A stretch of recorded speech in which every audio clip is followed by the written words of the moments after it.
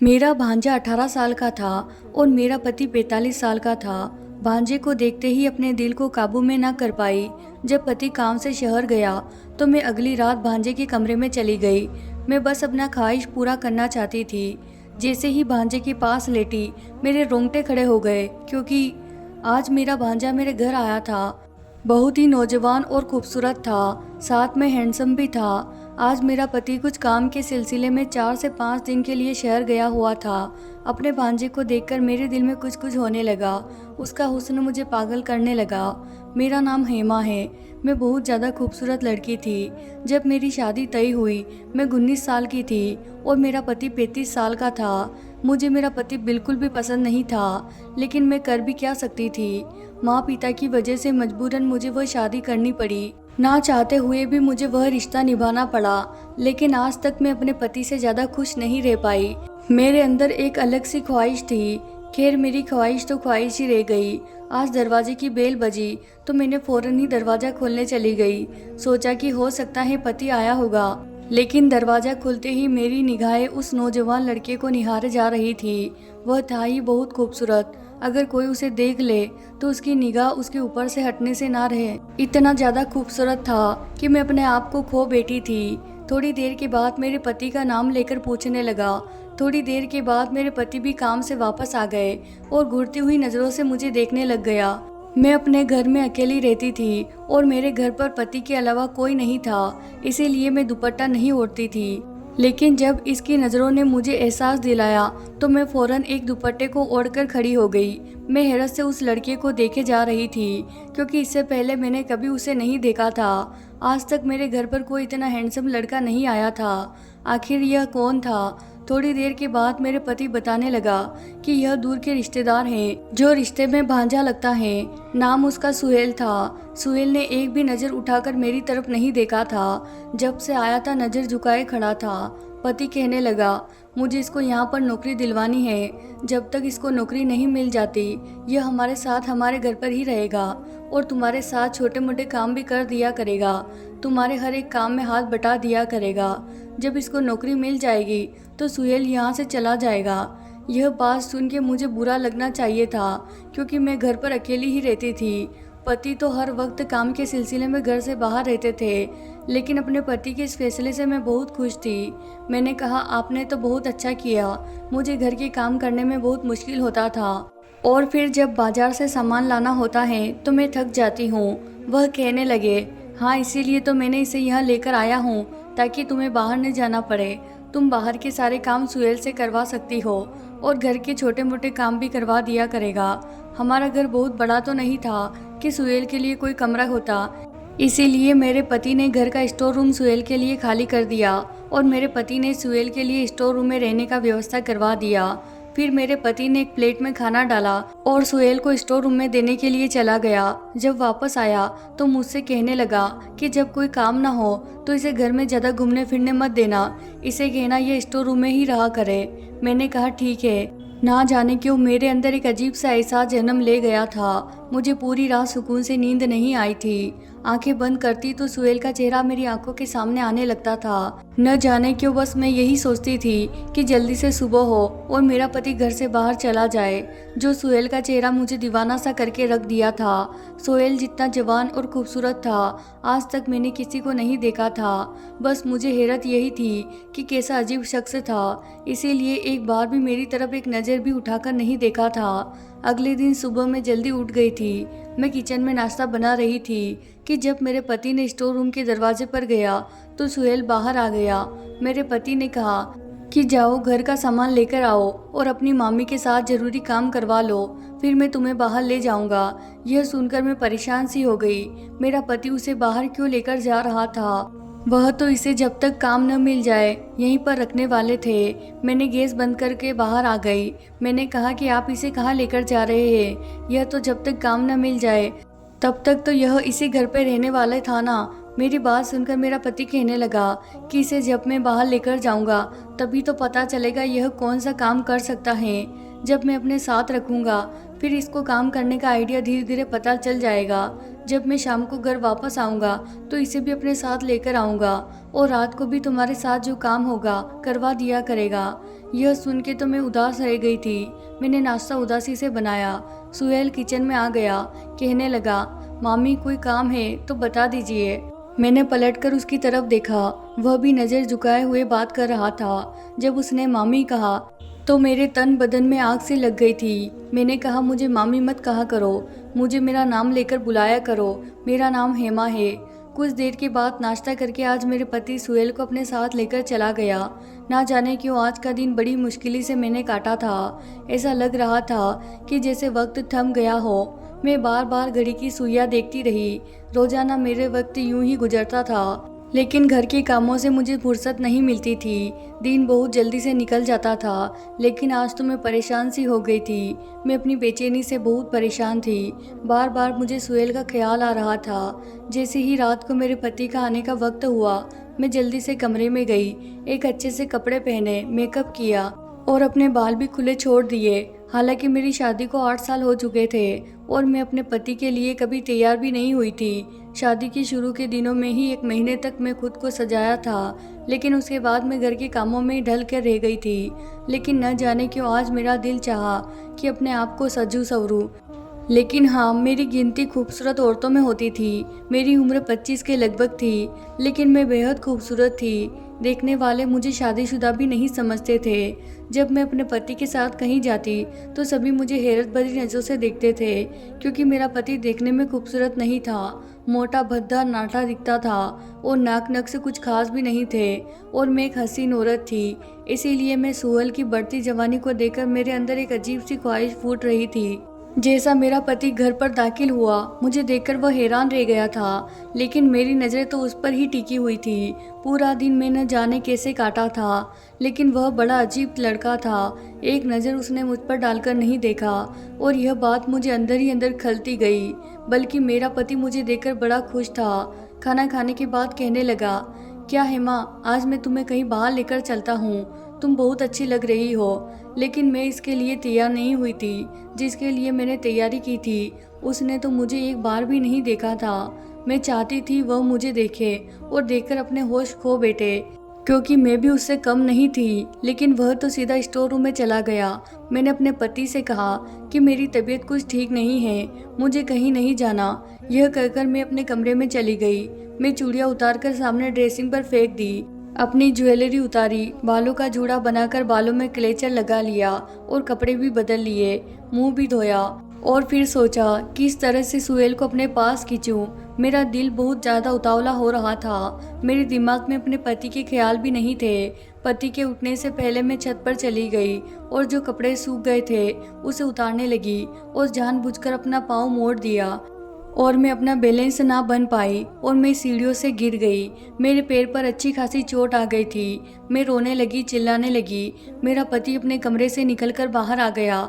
मुझे मेरे पति ने जब छत की सीढ़ियों से नीचे गिरते हुए देखा तो मैं सचमुच में अपने पैर की हड्डी तुड़वा चुकी थी। मेरा पति मुझे सहारा देते हुए गाड़ी में बिठाकर अस्पताल ले गया। डॉक्टर ने बताया कि मेरे पाँव की हड्डी टूट चुकी है। मेरे पैर पर प्लास्टर बांध दिया गया और मैं बेड पर आ गई। मेरा पति बहुत परेशान था। कहने लगा कि अब मैं काम पर कैसे जाऊं। ऐसा करता हूं, सुहेल को भेज देता हूं, लेकिन इसे आए हुए दिन ही कितने हुए हैं और ठीक से कर भी नहीं पाएगा। मैंने कहा कि आप अपनी काम पर चले जाइए, इस लड़के को यहाँ पर छोड़ जाए। अगर मुझे किसी चीज़ की ज़रूरत होगी तो मैं इसे कह दूंगी। मेरा पति भी मेरी बात मान गया। वह काम पर चला गया और मैं बेहद खुश थी।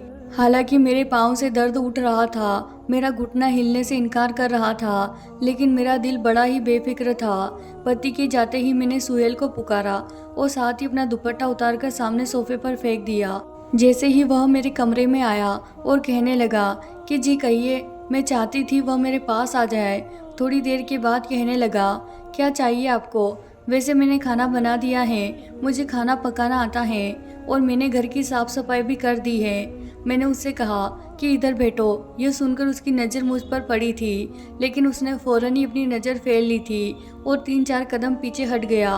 कहने लगा, अगर आपको किसी चीज़ की ज़रूरत हो तो मुझे बुला लीजिएगा। मुझे सुहेल पर गुस्सा आने लगा। मैंने कहा, मेरे पेट में बहुत ज़्यादा दर्द है और मुझे कमरे में घबराहट हो रही है। मुझे बाहर लॉन में बैठना है। मुझे सहारा देकर बाहर बैठा दो। मैं चाहती थी कि वह मेरे करीब आए। यह सुनकर वह हैरत का शिकार हुआ था। वह कहने लगा कि मैं ऐसा नहीं कर सकता। रात को मामा जी आएंगे तो ही आप बाहर आ सकती हैं। यह कहकर वह कमरे से बाहर निकल गया। मुझे उस पर बहुत गुस्सा आ रहा था। वह मेरी तकलीफ क्यों नहीं समझ रहा था। जितना मैं उसके पास जाने की कोशिश करती उतना ही वह मुझसे दूर भागता था। लेकिन एक दिन मुझे मौका मिल गया।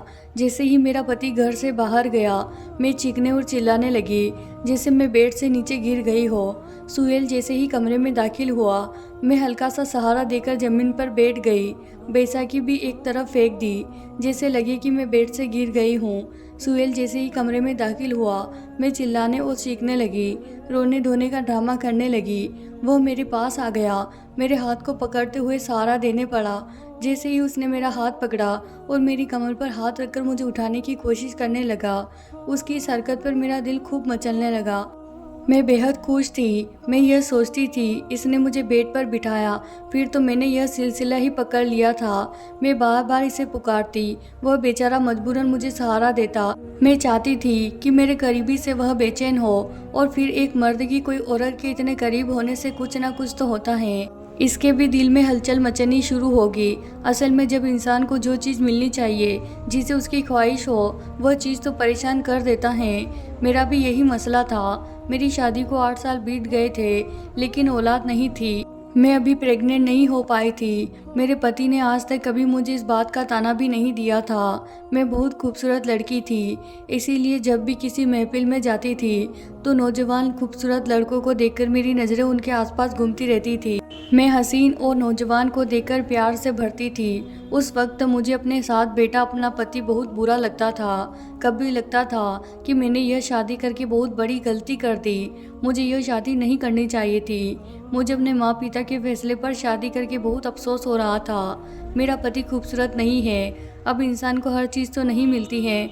मुझे लगा था कि वक्त के साथ साथ मेरे दिल की यह ख्वाहिश ख़त्म हो जाएगी, लेकिन ऐसा नहीं हुआ। मुझे कभी भी मेरा पति अच्छा नहीं लगा। यहाँ तक कि मैं एक अच्छे बड़े घर में रहती थी। मेरे कमरे में एसी वगैरह लगा हुआ था। खाने पीने के हर एक चीज़ का व्यवस्था था। पैसा खर्च करते हुए मुझे सोचना भी नहीं पड़ता था।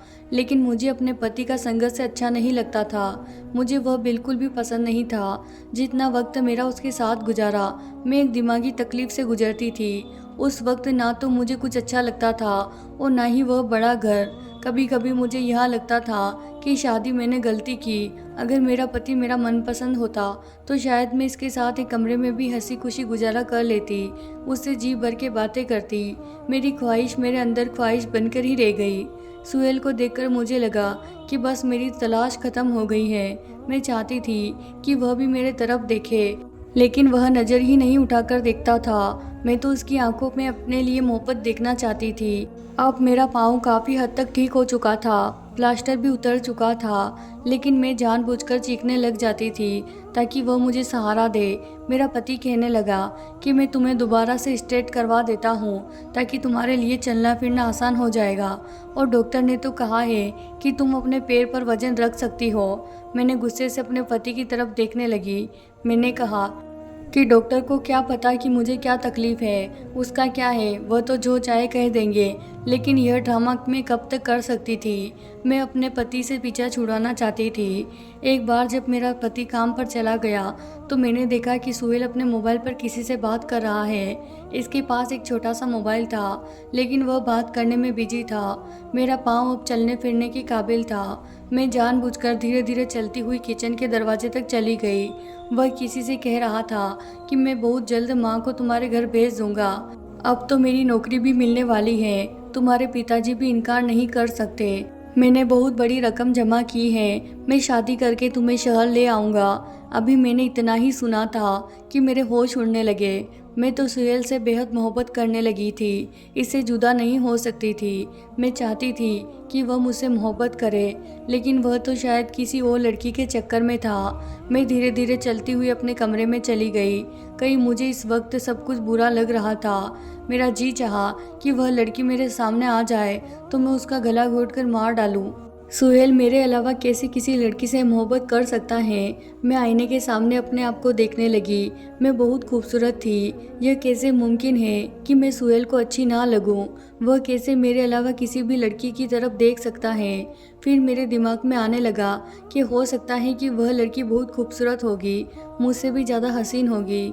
फिलहाल जो भी है, मैं यह बात बर्दाश्त नहीं कर पा रही थी। गुस्से से मेरी आंखों से आंसू बहने लगे। मैं सुहेल को आवाज़ देकर अपने कमरे में बुलाने लगी। जब सुहेल ने मुझे सही सलामत अपने पाँव पर खड़ा देखा तो वह कुछ देर हैरान हुआ था। कहने लगा, मामी जी आपने मुझे क्यों बुलाया है? मैंने कहा अंदर आओ, मुझे तुमसे बात करनी है। वह अंदर दाखिल हो गया। मैंने उससे कहा कि मैं तुमसे मोहब्बत करती हूँ। सुहेल यह सुनकर तो हैरान होकर रह गया। सुहेल पहली बार नज़र उठाकर मेरी तरफ देखा था, लेकिन वह भी नफरत से कहने लगा, शर्म नहीं आती मुझसे इस तरह की बातें करते हुए? मैंने कहा तुम हो ही इतने हसीन, इसमें मेरा तो क्या कसूर? फिर मैंने अपने अलमारी से बहुत सारे पैसे निकाल कर दे दिए। ये देखकर बहुत ज़्यादा हैरान हो गया। मैंने कहा मैं तुम्हें नोटों से भर दूंगी अगर तुम मेरी ख्वाहिश। मेरी बात अभी यहीं तक थी, उसने जोरदार थप्पड़ मेरे मुंह पर मार दिया। उसने कहा, मामा को सब कुछ बता दूंगा कि आपकी क्या सोच है। मैं तो हमेशा आपको मामी की तरह ही समझता था। तुमको शर्म नहीं आती ऐसी बातें करते हुए, मेरे बारे में सोचते हुए? और आप यह बात कैसे कर सकती हैं? आप तो खुद एक शादीशुदा हैं। आपके मुंह से ऐसी बात करते शोभा नहीं देता। लेकिन मैंने भी गुस्से से कहा कि मैं कुछ नहीं जानती, बस इतना जानती हूँ कि मैं तुमसे मोहब्बत करती हूँ और मैं तुम्हारे प्यार में पागल हो चुकी हूँ। मुझे हर हाल में तुम्हारा साथ चाहिए और तुम मेरे अलावा किसी के साथ शादी नहीं कर सकते। अगर तुमने मेरे पति से कुछ भी कहने की कोशिश की तो मैं तुम्हारा बहुत बुरा हाल करूँगी। मैं सुहेल की दीवानी हो चुकी थी। मुझे उसके अलावा कुछ नहीं दिखता था। मैं भी चीखती चिल्लाती हुई उससे बात कर रही थी। थोड़ी देर के बाद मेरे कमरे से चला गया। जब सुबह हुई तो मेरे पति से बात कर रहा था। मेरे पति से कहने लगा कि मैं अब अपने घर जाना चाहता हूँ। मैं यहाँ पर कोई भी काम नहीं कर सकता। मुझे नौकरी नहीं करनी है। मैं आज और अभी अपने घर के लिए निकल रहा हूँ। फिर मेरे पति कहने लगे, तुम यह कैसी बातें कर रहे हो? तुम्हें तो पता है ना कि तुम्हारी नौकरी मिलने वाली है और वैसे भी तुम्हारी नौकरी के पीछे 2 से 3 लाख रुपया खर्चा हो चुका है और तुम नौकरी नहीं करोगे तो मेरा पैसा कैसे चुका पाओगे? लेकिन सुहेल ने गुस्से से कहा, मैं कुछ नहीं जानता, बस मुझे यहाँ पर नहीं रहना। मेरे पति ने कहा कि ठीक है, लेकिन 3 से 4 दिन तक तुम्हें इसी घर में रहना होगा क्योंकि मैं कुछ काम से शहर जा रहा हूँ। जब तक मैं वापस लौट कर ना आ जाऊँ तब तक तुम मेरे घर पर ही रहना होगा। जब मैं घर वापस आ जाऊँगा उसके बाद से तुम चले जाना। मेरा पति तो 4 से 5 दिन के लिए घर से बाहर जा रहा था। यह सुनकर तो मैं बहुत ज़्यादा खुश हो गई थी, खुशी से झूमने लगी थी।